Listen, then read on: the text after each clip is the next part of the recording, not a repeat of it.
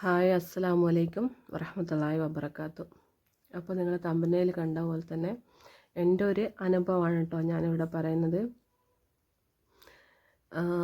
എൻ്റെ ഒരു ആഗ്രഹം പോവുകയെന്ന് വെച്ചാൽ ഞാൻ ആ നിസ്കാരം എന്ന് പറയുന്നത് തഹജ്ജുദ് നിസ്കാരമാണ് കേട്ടോ. ഞാൻ ആദ്യം മുതലേ തഹജ്ജുദ് നിസ്കരിക്കാറൊന്നുമില്ല. ഇതുപോലെ ഓരോ വീഡിയോ കണ്ടിട്ടും ഫർള് നിസ്കരിക്കാനല്ല, തഹജ്ജുദ് അങ്ങനെ നിസ്കരിക്കില്ലേനും.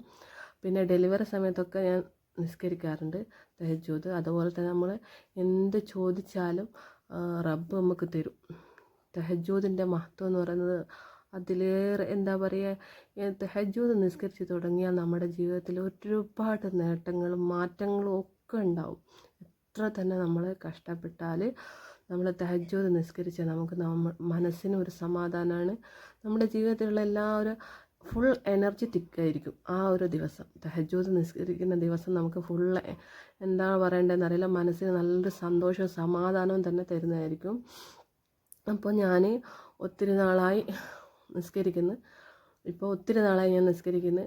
പഠിച്ചോൻ അത് മരിക്കുന്നവരെ എനിക്ക് നിലനിർത്തി തരട്ടെ എന്നാണ് എൻ്റെ പ്രാർത്ഥന. ആമീൻ. അപ്പോൾ തഹജ്ജുദ് നിസ്കാരത്തിൻ്റെ ഗുണങ്ങൾ ഏറെ ഞാൻ കേട്ടിട്ടുണ്ട്, അനുഭവിച്ചറിഞ്ഞിട്ടുണ്ട്. ഒരുപാട് തവണ അനുഭവിച്ചറിഞ്ഞിട്ടുണ്ട്. ഡെലിവറി സമയത്തായിട്ടായാലും എനിക്ക് എന്ത് പ്രശ്നം വന്നാലും ഞാൻ തഹജ്ജുദ് നിസ്കരിച്ചിട്ട് ദുആ ചെയ്യുമ്പോൾ കിട്ടുന്ന മനസ്സമാധാനം, റബ്ബിൻ്റെ മുന്നിൽ കിടന്നിട്ട് നമ്മൾ പൊട്ടിക്കറിഞ്ഞാൽ നമുക്ക് ഉണ്ടാകുന്നൊരു സമാധാനം, അത് വേറെന്ത് ചെയ്താലും നമുക്ക് കിട്ടൂല. അതുപോലെ തന്നെ നമുക്ക് പടച്ചോന് അതിനുള്ള ഉത്തരവ് നമുക്ക് തരും. എന്ത് പ്രശ്നമായാലും റബ്ബ് അതിനെല്ലാം പരിഹാരമായിട്ട് നമുക്ക് അതിനുള്ള ഉത്തരവും തരും. അതുകൊണ്ട് എല്ലാവരും പടച്ചോൻ നമുക്ക് ഓരോരോ പരീക്ഷണങ്ങൾ തരും. അപ്പോൾ ആ തരുന്നതൊക്കെ ഈ തഹജ്ജുദിലേക്ക് നമ്മൾ പടച്ചോന് തഹജ്ജുദിലേക്ക് ക്ഷണിക്കുകയാണ്. നമുക്ക് ഒരുപാട് പരീക്ഷണങ്ങൾ വരുമ്പോൾ റബ്ബ് നിസ്കരിക്കാൻ വേണ്ടി നമ്മളെ ക്ഷണിക്കുകയാണ്. എന്നിട്ട് നമ്മൾ ആ സമയത്ത് നമുക്ക് അലാറം വെക്കുന്നത് പോലെ ആ സമയത്ത് നമ്മളെ ഉറക്കം ഞെട്ടും. പക്ഷേ വീണ്ടും നമ്മൾ അവിടെ തന്നെ മൂടിപ്പൊതിച്ച് കിടക്കുന്നില്ലേ. അപ്പോൾ അവിടെ നിന്നൊക്കെ നമ്മൾ വിജയിച്ച് വരണം.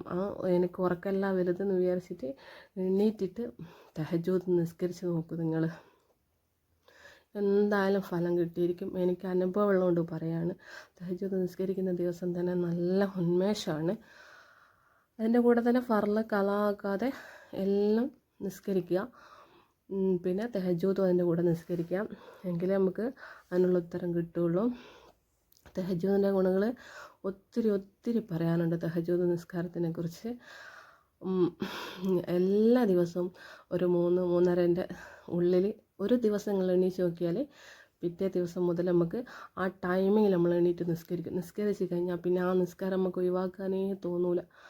അത്രയും ആനന്ദകരമാണ് ആ നിസ്കാരത്തെ ഇഷ്ടപ്പെട്ട് തുടങ്ങിയാൽ നമ്മൾ ഒരിക്കലും നിസ്കാരം ഉപേക്ഷിക്കില്ല.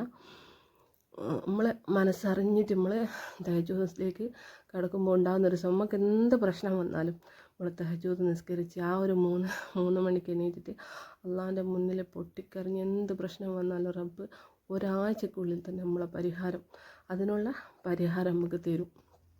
അപ്പോൾ എനിക്ക് തന്നെ ഒരുപാട് എൻ്റെ ജീവിതത്തിൽ എന്തൊക്കെയോ എനിക്ക് ഒരുപാട് വിഷമങ്ങളും പ്രയാസങ്ങളും ഉണ്ടായിട്ടുണ്ട്. അതിൽ നിന്നൊക്കെ ഞാൻ ശക്തമായി ധീരമായി ഞാൻ ജീവിച്ചു വരുന്നത് എൻ്റെ റബ്ബ് എനിക്ക് തന്ന അനുഗ്രഹമാണ് തഹജ്ജുദ് എന്ന നിസ്കാരം. ആ നിസ്കാരത്തിലൂടെയാണ് ഞാൻ ഇന്നും ജീവിച്ചു വരുന്നത് തന്നെ. ഓരോ ദിവസവും പല വിഷമഘട്ടങ്ങളിലും ഞാൻ പെട്ടുപോയിട്ടുണ്ട്. അതിൽ നിന്നൊക്കെ ഞാൻ വിജയിച്ചു വന്നത് ഈ തഹജ്ജുദ് എന്ന നിസ്കാരം കൊണ്ടാണ്. അപ്പോൾ ഒരുപാട് ഗുണങ്ങളുള്ള നിസ്കാരമാണ്. എല്ലാവരും ഇന്നു മുതൽ നിസ്കരിക്കാൻ തഹജ്ജുദ് നിസ്കരിക്കുക നോക്കുക, ശ്രമിക്കുക. ഒരു ദിവസം നിസ്കരിച്ചാൽ എല്ലാ ദിവസവും നിങ്ങൾക്ക് എണീറ്റ് നിസ്കരിക്കാനുള്ള ആ ഒരു ടൈമിൽ പടച്ചു നിങ്ങൾ അതിലേക്ക് ക്ഷണിക്കും. അപ്പോൾ നിങ്ങൾ എന്തായാലും നിസ്കരിക്കാൻ വരിക. ഒരുപാട് ഗുണങ്ങളുള്ള നിസ്കാരമാണ് തഹജ്ജുദ് നിസ്കാരം. എൻ്റെ ജീവിതം പാടെ മാറ്റിമറിച്ചൊരു നിസ്കാരമാണ്. പടച്ചോനൊക്കെ എന്നും നിലനിർത്തി തരട്ടെ ഇൻഷാ അല്ലാഹ്.